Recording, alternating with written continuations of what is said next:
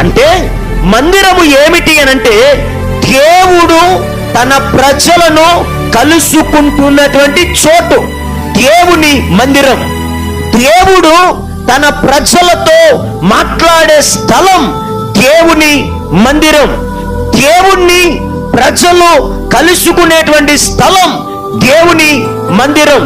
ఇప్పుడు ఆ మందిరం ఎలా ఉండాలి అనంటే దేవుని నామ ఘనత కొరకై ఉండాలి. స్తోత్రం కలుగునుగాక.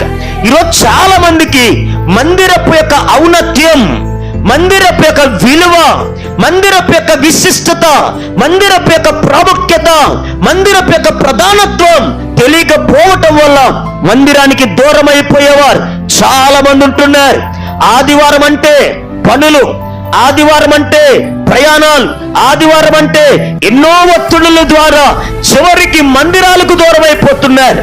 నేనంటాను, మందిరానికి దూరం అయిపోతే కేవలం నీకు తెలిసినటువంటి మనుషులకు మాత్రమే దూరం అవుతున్నావు అనుకుంటున్నావేమో. మందిరానికి దూరం అవుతే ఇదిగో ఈ రోజు ఈ వారం పాస్టర్ గారి యొక్క ప్రసంగం వినలేదు, ఆయన ముఖము చూడలేదు. ఇదిగో నాకు తెలిసినటువంటి కొంతమంది కుటుంబస్తులు, సంఘ బిడ్డలు వారు వచ్చేవారు, వారితో మాట్లాడేవాడిని, ఇప్పుడు నేను మాట్లాడలేకపోయానని నువ్వు ఆ విధంగా ఫీల్ అవుతున్నావేమో. కానీ ఈ పూట నేను ఏం చెప్తున్నాను తెలుసా? మందిరమునకు దూరం అవుతున్నావనంటే నేను ఒకటే చెప్పగలుగుతున్నాను, దేవుడు నిన్ను కలుసుకునే సమయాన్ని పోగొట్టేసుకున్నావు. దేవుడు నీతో మాట్లాడే సమయాన్ని పోగొట్టేసుకుంటున్నావు.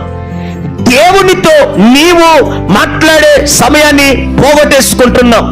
దేవుని ఔన్నత్యాన్ని, దేవుని ప్రతిష్ఠతను, దేవుని సన్నిధిని, దేవుని కృపను, దేవుని ఆశీర్వాదమును, దేవుని సంతోషమును కలిగి ఉండేటువంటి ఆ మంచి సమయాన్ని పోగొట్టేసుకుంటున్నారు మందిరమునకు దూరం అవటం వల్ల. మందిరం అంటే ఏమిటో తెలుసా? దేవుడు తన ప్రజలను కలుసుకునేటువంటి స్థలము. స్తోత్రం కలుగునుగాక. హల్లెలూయా. అందుకని పూట నేనంటాను, దేవుని మందిరములో గడపగలిగిన వారందరిని గూర్చి దేవుడు అంటున్నాడు, వారికి సంపూర్ణ ఆనందం, సంతోషం దేవుని మందిరములో దొరుకుతుందన్నాడు. వారు దేవుని సన్నిధిలో నిత్యము ఆనందించేవారుగా ఉంటారు అన్నాడు. దేవుని మందిరములో దేవుడే ఉంటాను అని చెప్పాడు. దేవుని మందిరములో తన యొద్దకు వచ్చిన బిడల మీద దేవుడు తన కన్ను దృష్టి నిలుపుతాను అని చెప్పాడు. ఈరోజు మనం దేవుని మందిరములో ఉన్నాము అనంటే మన మీద దేవుని దృష్టి ఉన్నది.